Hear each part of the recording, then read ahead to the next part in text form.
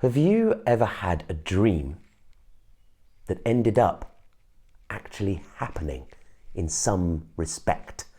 Have you ever dreamt of future events? If so, you're not alone. It's actually a remarkably common phenomena.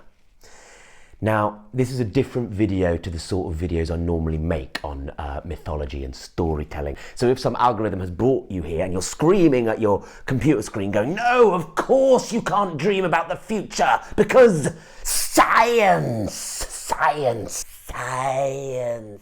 Well, I will have you know, if you are interested and open-minded, that there has been a large amount of scientific study done into precognition or presentiment, the idea that we can actually get the information can travel backwards in time in this little mind box of ours. Lots of studies have been done on that. I will talk about those at the end of this video because I think they are, whilst not conclusive, interesting enough to maintain an open mind on this subject. However, what I am going to talk about mainly in this video is a personal experience I've had of a dream which for me demonstrates with a 99% degree of certainty that we can dream about future events.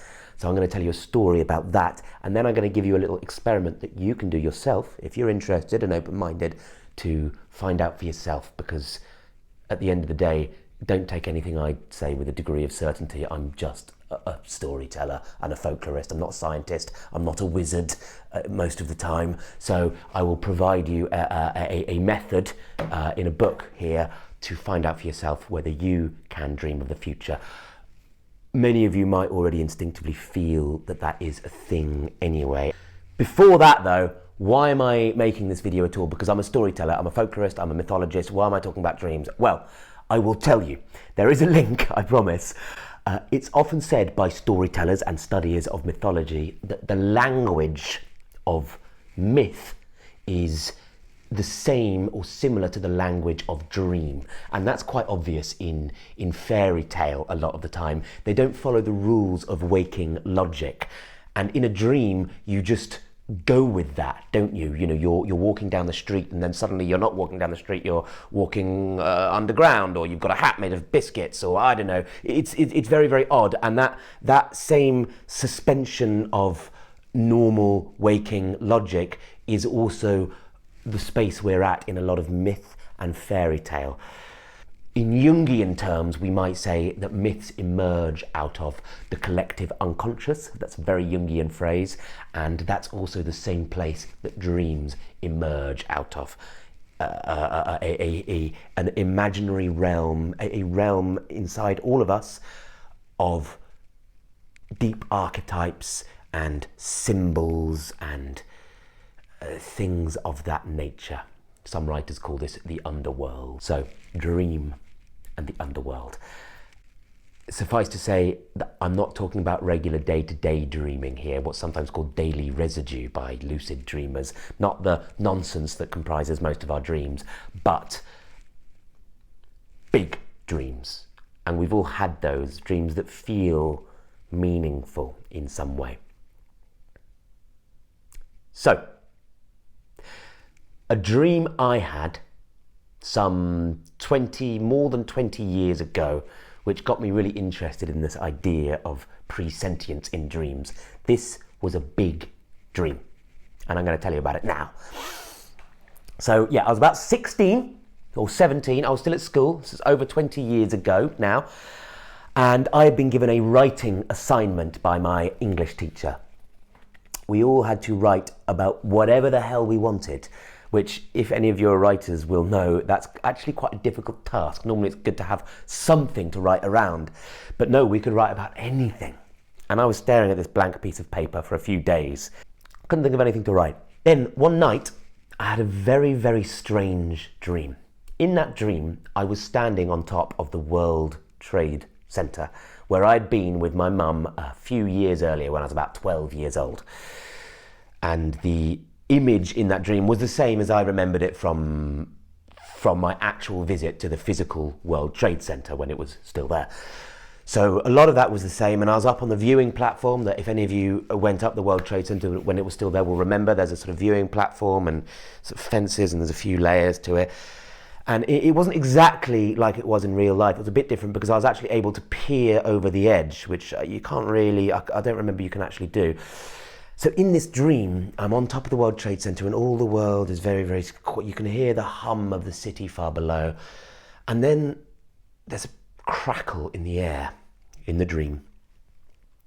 And a cloud of dark mist and vapor coalesces into a dark cloud, and then all this shrapnel seems to gather in, and it turns into a fireball that is sucked. And I look down below with the skyscraper going far down to the city of New York, and this fireball gets sucked into the side of the building, and then the rear end of a jet plane reverses out of the building and flies backwards across the skyline of New York City. It was a jet crashing into the side of that skyscraper, but the whole thing happened in reverse for some strange unknown reason, because it's a dream. The laws of logic are suspended. Then someone screamed, "It's collapsing, it's collapsing," and the tower rumbled, but it didn't collapse down. It shot upwards into space. It grew upwards, higher and higher and higher through the stratosphere until I was left floating alone in an infinite white void. It was very, very strange. And then the dream reconfigured itself and just turned into the regular kind of nonsense that dreams are usually made out of. I woke up and thought, that's an odd dream, and started writing it down for my English assignment. Handed it in to my teacher. Thank you very much. Very good mark. Tick. 2 days later was 9/11 and the World Trade Center happened. And I saw on my TV screen at school, just like many of the rest of you, if you're old enough, those jet planes crashing into the side of that building and that huge explosion. It was just like my dream, but my dream had made it backwards for some reason. Weird thing is, I didn't really register at the time that I'd had a dream of the future. The only reason I knew is because that bit of writing really existed, and I had the date and time stamps, the date it was written, and that bit of writing was published in a school magazine. No one ever thought, that's a bit inappropriate to publish this. The real reason for that, I suppose, is because when I wrote the piece of creative writing, it was in slightly more abstract writing, and I didn't write I was on top of the World Trade Center. I just wrote a skyscraper. So I forgot about the whole event, but I still had the piece of writing saved on my computer, hidden away in a file somewhere. Some years later, I was reading a book, this very book here, called An Experiment in Time. So in this book, J.W. Dunne, a British aeronautical engineer writing in the early part of the 20th century, he describes a series of dreams he had that prefigured various happenings, usually natural disasters. I think one is a volcano, one's an earthquake, one is the outbreak of war, but things that he dreamt about and then ended up reading about, usually in the morning paper. And he thought, that's interesting. And I was reading about that, and I suddenly remembered that dream I had, went to my computer and saw that I'd had this dream that prefigured the World Trade Center. For some reason, I had stored the memory away, and it wasn't until I was actually studying precognitive dreams that I remembered that I'd had one myself, and more importantly, I had the proof. I had it on a computer hard drive with the original date written for this piece of writing. So it was inescapable, absolutely inescapable. I couldn't say, maybe I misremembered that. I had it written down.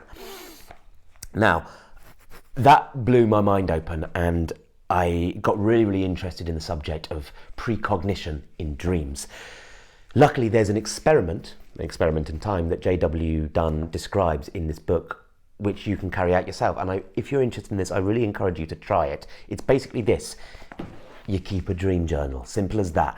If any of you are lucid dreamers or are interested in lucid dreaming, you can kill 2 birds with 1 stone with this, because keeping a dream journal really helps have lucid dreams. So this dream journal is filled with my lucid dreams. May talk about that in another video. But what you do with this experiment is you keep a diary of all your dreams, and then you keep a regular diary side by side, just of what happens to you in the day, and then you just compare and contrast them and see if you see any associations, Dunne describes it as memories happening backwards in time, but if anything prefigures what actually happens in the day. One example here that I've just read this morning, just at complete random, is this. This was a few years ago. I had a dream that I was hunting a deer with a shotgun for some reason, and I had to get really close to this deer, and I shot the deer, and then instead of dying, it turned into ferrets, you know, like polecats, about 20 ferrets. It just kind of went and turned into ferrets that then turned on me and chased me, but my shotgun had turned into like a plastic gun, and I couldn't shoot any of the ferrets, and they started eating me, and then I woke up. It was horrible. In the newspaper the next day, I read about a deer cull. So deer were being culled in the UK in very, very large numbers, which environmental groups were unhappy about. So for me, that was potential, that the detail on that could have been a coincidence, but I don't normally dream about deer or culls or anything like that. I know that because I've got all the other dreams written down. So that kind of thing, that is suggesting just an impression of something that then goes on to happen. So if you're interested in this idea, then why not give that experiment a go? Because it's really interesting, and for me, purely personally, has suggested that we do sometimes get impressions of the future, but they're jumbled up.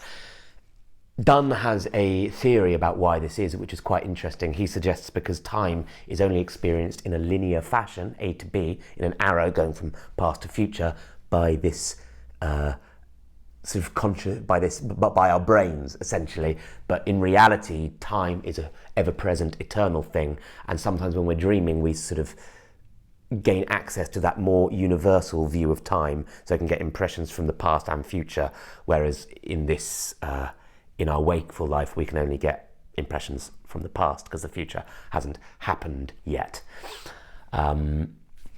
You can learn more about the theory in Dunne's book. It's quite a dense book, but it is very interesting. But it also has a lot of parallels to lots of Eastern ideas about the nature of time, and lots of shamanic ideas about the nature of time, animistic ideas about the nature of time, and Aboriginal Australian ideas about the dream time, which is both something that happened long ago and something that is happening right now, that is present. So that's where this idea ties back into mythos for me. So yeah, I wanted to share that story with you, and I'd really like to know if any of you guys have had any precognitive dreams, or dreams that appear to be precognitive, particularly if they're about 9/11, because lots of people did have dreams about 9/11 before it happened, supposedly. If you just Google it, you'll see heaps of it. Look on Reddit.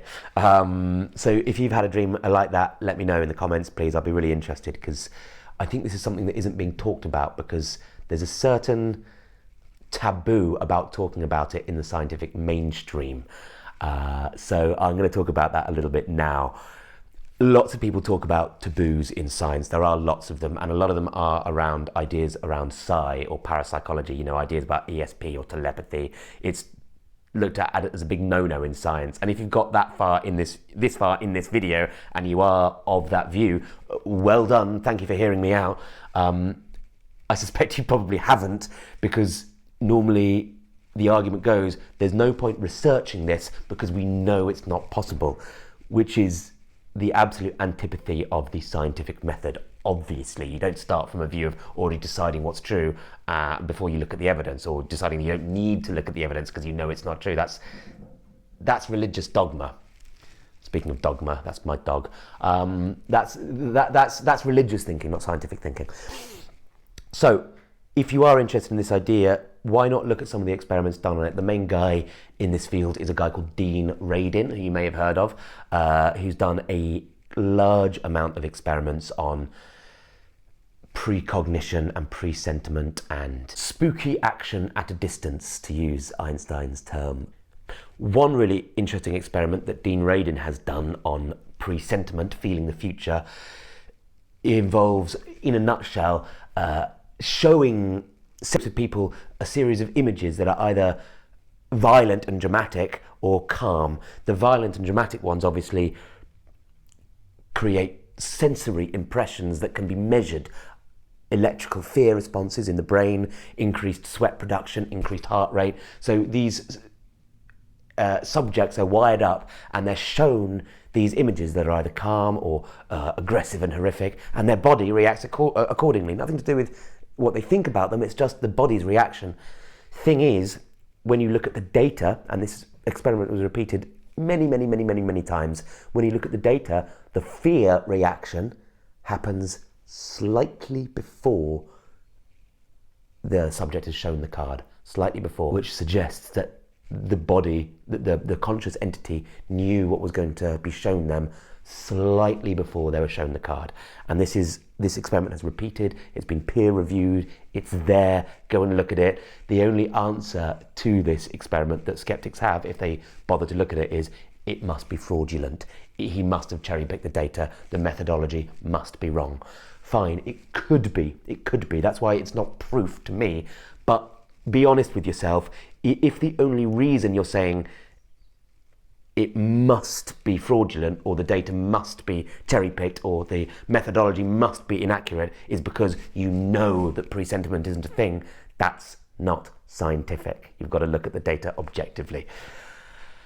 Having said that, the very interesting experiments on Psi aren't why I personally think presentiment is an actual phenomena. The reason I think it's an actual phenomena is because of experiences I've had of dreaming the future. And I don't think I'm special. I think you dream about the future too. I think you probably just shut the memory out. So I suggest to you, look into this idea if you want. It's your life, do whatever you want. Also, like and subscribe if you want to hear more videos about this. I will probably go back now to making more videos about mythology and storytelling, but I just think dreaming is a very interesting thing, and I believe it's strongly related to myth in general, because we are all standing on mythic ground, and there is just a chance that we are all living a great big waking dream all together now, and maybe one day we're going to wake up. See you then. See you later.